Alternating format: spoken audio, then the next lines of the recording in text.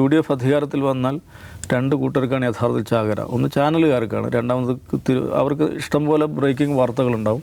പിന്നെ തിരുവനന്തപുരത്തെ ഹോട്ടലുകാർക്ക് അവർക്ക് നല്ല ബിസിനസ് ഉണ്ടാവും, കാലുഷ്യങ്ങളുണ്ടാവും. മന്ത്രിസഭ വികസനം, പുനഃസംഘാടനം, ഇതൊക്കെ എല്ലാ കാലത്തും UDF ഉണ്ടായിട്ടുണ്ട്. ഞാൻ മുമ്പ് പറഞ്ഞിട്ടുണ്ട്, കോൺഗ്രസിൻ്റെ 5 വർഷം പൂർത്തിയാക്കിയ 2 മുഖ്യമന്ത്രിമാരേ ഉള്ളൂ, കെ കരുണാകരൻ, ഉമ്മൻചാണ്ടിയും മാത്രം. ബാക്കി എല്ലാവരും ഇടയ്ക്ക് വെച്ച് ഇറങ്ങിപ്പോകേണ്ട, പകുതിക്ക് വെച്ച് പണി നിർത്തുകയൊക്കെ ചെയ്തിട്ടുണ്ട്.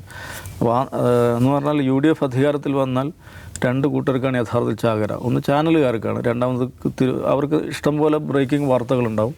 പിന്നെ തിരുവനന്തപുരത്തെ ഹോട്ടലുകാർക്ക് അവർക്ക് നല്ല ബിസിനസ് ഉണ്ടാവും. അപ്പോൾ അതുകൊണ്ട് ഇപ്പോൾ തിങ്കളാഴ്ച അവർ ഒരു ഫുൾ കോറം ക്യാബിനറ്റ് തന്നെ സത്യപ്രതിജ്ഞ ചെയ്യുമെന്നാണ് പറയുന്നത്.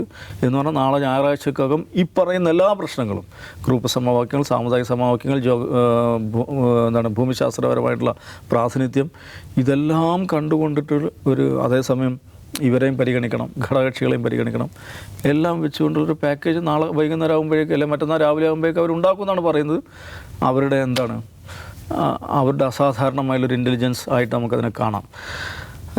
അത് കോൺഗ്രസിൻ്റെ ചരിത്രത്തിൽ അതുണ്ട്. അപ്പോൾ അത്